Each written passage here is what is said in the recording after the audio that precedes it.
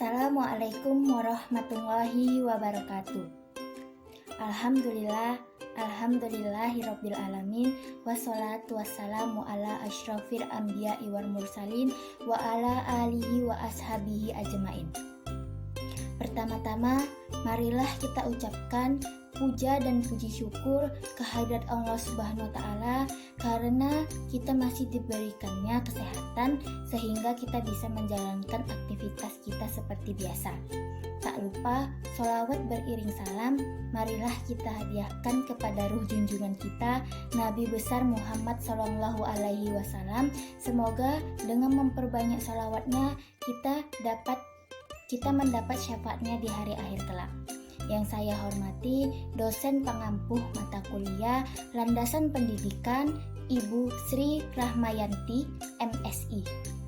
Perkenalkan, nama saya Salsabila Ramadona. Saya dari kelas 1A Prodi Bahasa dan Sastra Indonesia Universitas Asahan.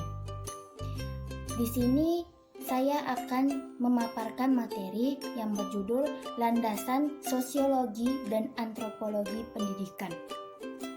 Sebelumnya, kita harus mengetahui dulu apa itu sosiologi. Sosiologi adalah ilmu yang membahas tentang berbagai aspek dalam masyarakat serta pengaruhnya bagi manusia. Sosiologi pendidikan adalah studi mengenai bagaimana institusi publik dan pengalaman individu mempengaruhi pendidikan dan hasilnya. Landasan sosiologi merupakan pertimbangan atau alasan yang menggambarkan bahwa peraturan yang dibentuk untuk memenuhi kebutuhan masyarakat dalam berbagai aspek. Landasan sosiologi pendidikan adalah acuan atau asumsi dalam penerapan pendidikan yang bertolak pada interaksi antar individu sebagai makhluk sosial dalam kehidupan bermasyarakat. Lalu kita akan mengetahui apa itu antropologi. Secara etimologis, antropologi berarti ilmu yang mempelajari manusia. Menurut Kamus Besar Oxford, antropologi adalah studi tentang masyarakat dan budaya manusia dan perkembangannya. Antropologi pendidikan berupaya menemukan pola budaya belajar masyarakat yang dapat menciptakan perubahan sosial. Landasan antropologi pendidikan adalah asumsi-asumsi yang bersumber dari kaidah-kaidah antropologi yang dijadikan titik tolak dalam pendidikan. Selanjutnya, hubungan antara sosiologi dan antropologi. Dalam mengkaji masyarakat dan kebudayaan, antropologi dibantu oleh ilmu sosiologi sehingga kemudian muncul penanaman ilmu sosial antropologi. Lalu kita masuk ke landasan sosiologis dan antropologis pendidikan. Yang pertama, individu, masyarakat, dan kebudayaan.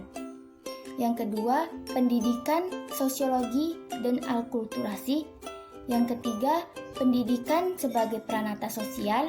Yang keempat, pendidikan informal, formal, dan non-formal. Yang kelima, pendidikan masyarakat dan kebudayaan. Yang keenam, pola-pola kegiatan sosial pendidikan. Yang ketujuh, pola sikap guru kepada siswa dan implikasinya terhadap fungsi dan tipe guru. Baiklah, langsung saja kita masuk. Yang pertama, individu, masyarakat, dan kebudayaan. Individu, masyarakat, dan kebudayaan ini dibagi lagi, yaitu individu. Individu adalah organisme tunggal. Lalu masyarakat adalah kelompok manusia yang telah hidup dan bekerja sama. Yang ketiga, kebudayaan. Kebudayaan ini seluruh sistem gagasan tindakan dan hasil karya manusia dalam rangka kehidupan masyarakat. Lalu, struktur, status, dan peran sosial. Maksudnya, pola-pola perilaku berulang-ulang yang menciptakan hubungan antar individu dan kelompok dalam masyarakat. Selanjutnya, interaksi, tindakan penyimpangan dan kontrol sosial. Dilakukan dalam rangka memenuhi kebutuhan untuk mencapai tujuan-tujuannya. Antar individu, masyarakat, dan kebudayaan tidak dapat dipisahkan.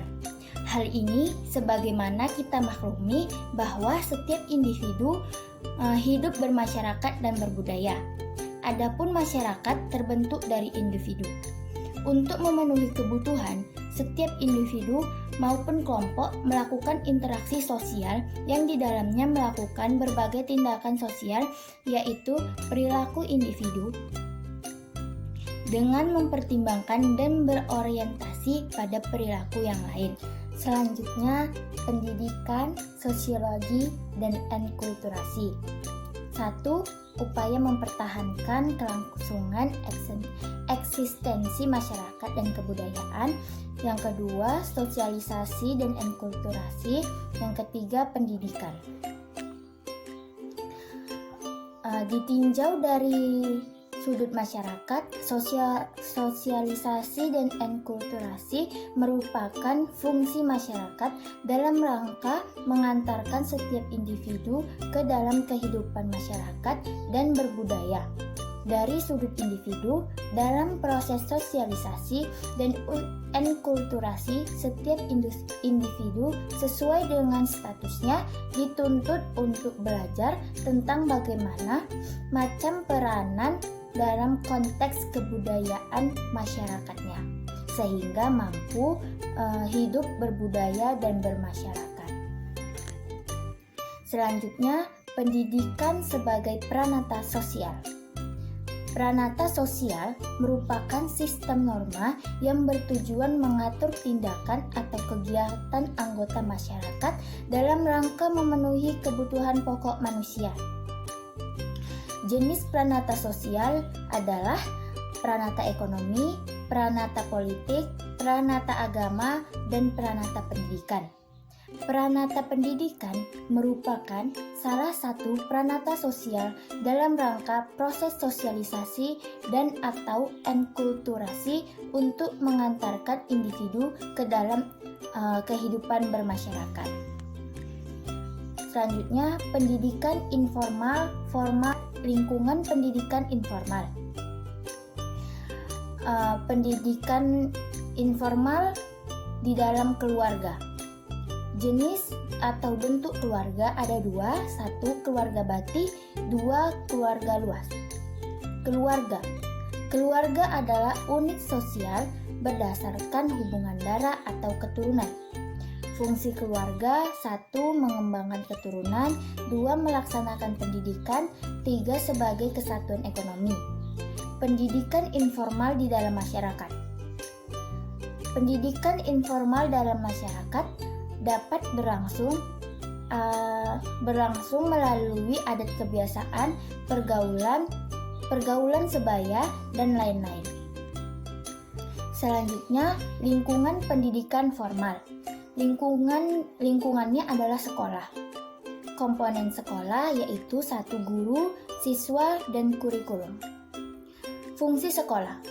Salah satu fungsi sekolah sebagai lembaga yang memberikan pelayanan dan pembimbingan terhadap siswa. Selanjutnya, lingkungan pendidikan nonformal. Fungsi pendidikan nonformal mengembangkan potensi peserta didik pada penguasaan pengetahuan dan keterampilan fungsional. Lingkup pendidikan nonformal. Salah satu lingkup pendidikan nonformal adalah pendidikan kecakapan hidup.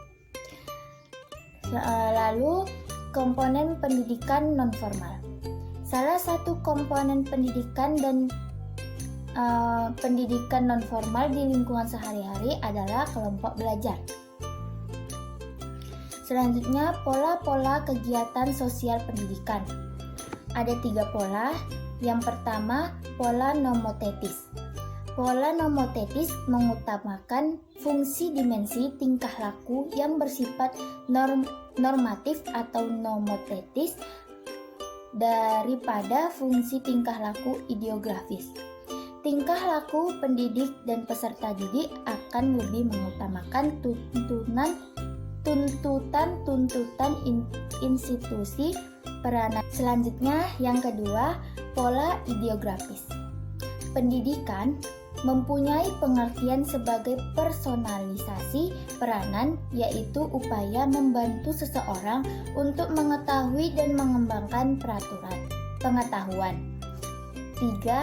Pola transaksional lebih mengutamakan keseimbangan berfungsinya dimensi tingkah laku nomotetis dan tingkah laku ideografis. Selanjutnya, pola sikap guru kepada siswa dan implikasinya terhadap fungsi dan tipe guru.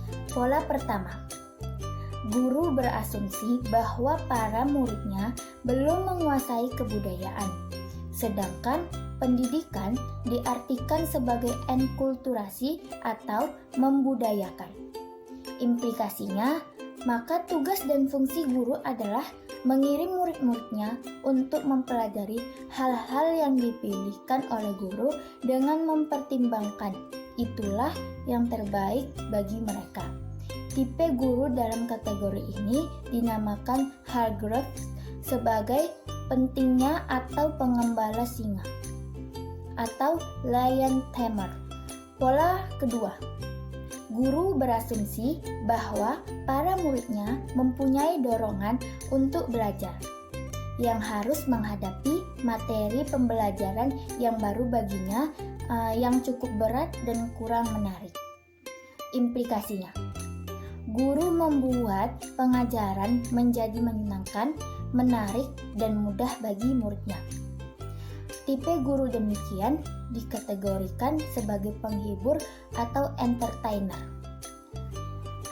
Pola ketiga, guru berasumsi bahwa muridnya mempunyai dorongan untuk belajar, ditambah dengan harapan bahwa murid harus mampu menggali sendiri sumber belajar dan harus mampu mengimbangi dan berperan dalam kehidupan masyarakat yang terus-menerus berubah, bahkan dengan kecepatan yang semakin meningkat. Implikasinya, guru harus memberikan kebebasan yang cukup luas pada muridnya, baik secara individual maupun kelompok kecil. Guru dan murid bersama-sama menyusun program kurikuler. Hubungan guru-murid didasari kepercayaan dan arah belajar mengajar adalah pengembangan kemampuan dan kemauan belajar di kalangan murid. Tipe guru demikian dikategorikan oleh Hargreaves sebagai guru romantik. Sekian dari pemaparan materi landasan sosiologi dan antropologi pendidikan dari saya. Kesimpulannya adalah landasan sosiologi mengandung norma dasar pendidikan yang bersumber dari norma kehidupan masyarakat yang dituntut oleh suatu bangsa. Antropologi adalah salah satu cabang ilmu pengetahuan sosial yang mempelajari tentang budaya masyarakat suatu etnis tertentu. Jadi, sosiologi dan antropologi itu saling berhubungan. Demikianlah pemaparan materi yang dapat saya berikan. Bila ada kekurangan kata atau salah kata, mohon dimaafkan. Wabillahi taufiq wal hidayah. Wassalamualaikum warahmatullahi wabarakatuh.